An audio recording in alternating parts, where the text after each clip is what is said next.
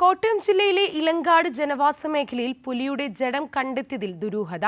കെണിയിൽ വീണ് ചത്ത പുലിയുടെ ജഡം റബ്ബർ തോട്ടത്തിൽ ഉപേക്ഷിച്ചതാണെന്ന് വനം വകുപ്പ് നിഗമനം. പുലിയുടെ ജഡം ഇന്ന് പോസ്റ്റ്മോർട്ടം ചെയ്യും. വെള്ളിയാഴ്ച രാവിലെയാണ് ഇളങ്കാട് വാഗമൺ റോഡിന് സമീപം റബ്ബർ തോട്ടത്തിൽ പുലിയുടെ ജഡം കണ്ടെത്തിയത്. പ്രദേശവാസികളാണ് വനം വകുപ്പിനെ വിവരമറിയിച്ചത്. കഴുത്തിനറ്റ മുറിവാണ് പുലിയുടെ മരണകാരണമെന്നാണ് വനം വകുപ്പിന്റെ പ്രാഥമിക നിഗമനം.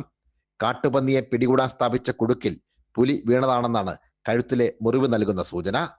ചത്ത പുലിയുടെ ജഡം റബ്ബർ തോട്ടത്തിൽ ഉപേക്ഷിച്ചതാകാമെന്നാണ് സംശയിക്കുന്നത്.